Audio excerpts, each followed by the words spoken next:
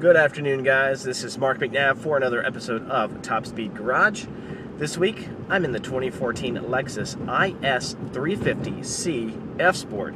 The C, of course, means convertible, and this is not just any ordinary convertible, but it is the hardtop convertible.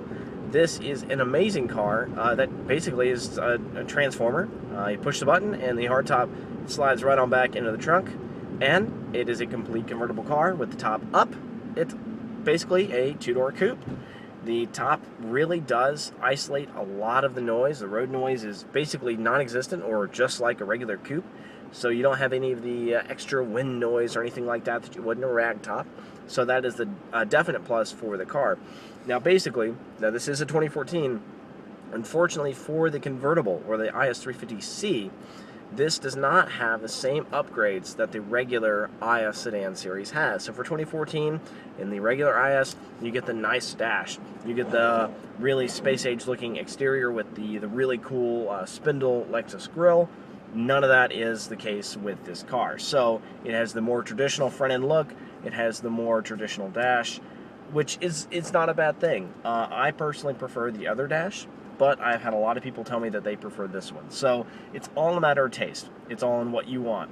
But if you want the convertible, you're just gonna have to settle for the dash. So here's the case. You got a 306 horsepower V6 under the hood, powering a 6-speed transmission. That engine does make 277 foot-pounds of torque, which is plenty enough for this car. The car is really not that heavy, at least it doesn't feel that heavy. It works well going around corners. There's no understeer. It doesn't want to get tail happy or anything. So I mean, it's a very balanced car. I do have to give it that. And this V6 works perfectly fine for touting around town and merging on the interstate. 0 to 60 times are about 5.5 seconds. Give or take a few seconds depending on road surface and things like that. But you know, I can't really complain about it. And it has a decent exhaust note to it, and you don't really hear it unless you're getting into it, so that is another positive thing about the car. Another good thing about this car is the time it takes the drop top to drop. It's about 20 seconds, which it sounds long, but in reality it's just so much fun to sit there and watch it happen. Okay guys, so I pulled over and I'm going to show you this top operation. Right now the windows are up, the top is up, and everything is just sealed up like it would normally be. There's one button on the side. There's a picture of it. Gonna push it. Windows are going down. Trunk is lifting up in the back. You can see it. If I can move it over. And there goes the top. And there is the trunk lid going right back down. Done. Just push down on that. The windows fall. Trunk opens. There goes the back glass. And then the upper two parts split as well, folding nicely in. Tonneau cover folds down, and trunk back down as well. And as you can see, that was a pretty quick little transition. Doing up the same way, very easy. Tonneau cover comes up, so does the trunk. Stages 1 and 2. Connector right there to the windshield. Back glass and rear deck lid. And if you keep holding the buttons, those windows roll right back up. So as you can see, it really doesn't take a whole lot of time for this top to go down. I've really been impressed with it. I've had no leaks, I have no issues. Now, granted, the car is brand new, there's only 1,000 miles on it. So, really, there's no complaints with the top itself. I really like it. So good job, Lexus, on a hardtop convertible. Now, this V6, I did mention it earlier, but I do want to harp on it some more. It's a really decent engine. It's very, very smooth. I've got no complaints. It's very Lexus-y in that regard. As far as mileage, now this thing is rated at 19 city, 27 highway, and 22 combined. Now I am getting about that. My average on the dash right now, 21.5. Now, I have been doing a lot of mixed driving, interstate, city back road type stuff, so I would say that's fair. I have been getting on the car a little bit more than probably average owner, but I haven't been dogging it or anything like that. No hooning here. So it's very, I guess, representative of what typical average mileage would be like. So expect about 22 when you own the car. So, complaints. Well, the back seats are tight. Obviously, it's a 2+2, but I have to say, my car seat for my kid, it's in the back right now, and it works just well.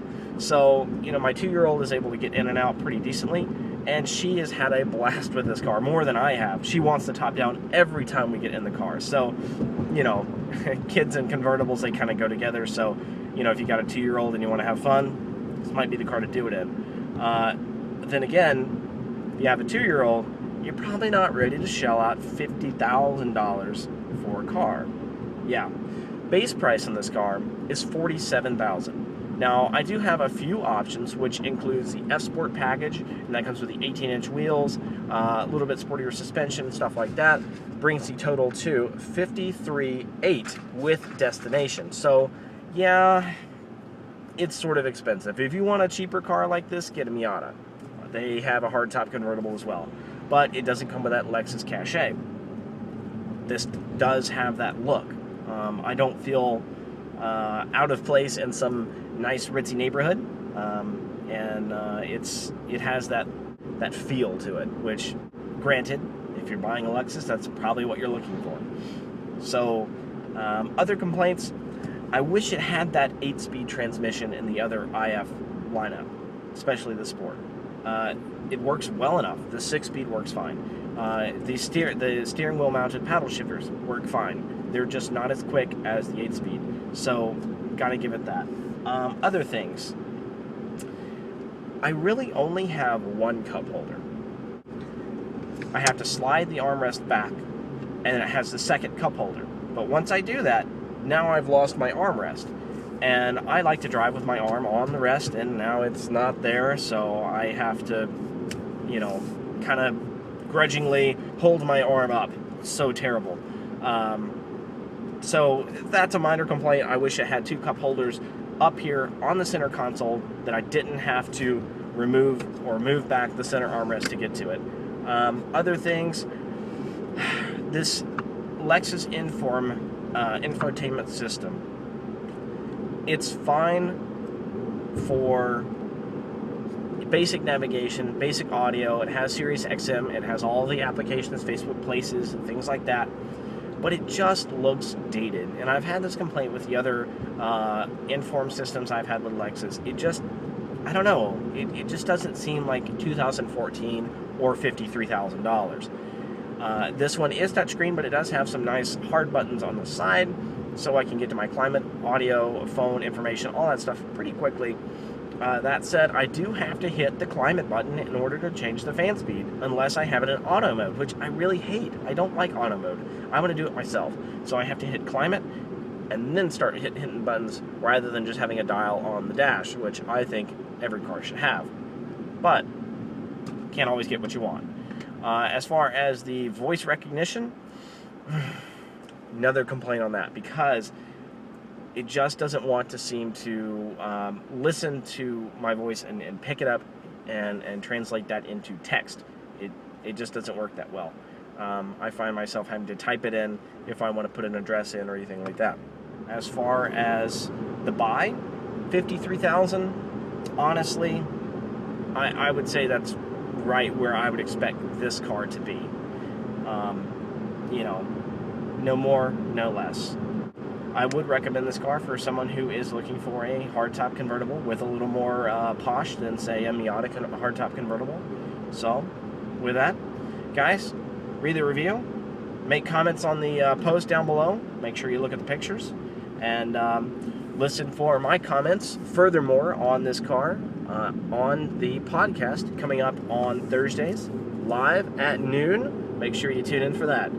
Again, Mark McNabb for another episode of Top Speed Garage. Take it easy, guys.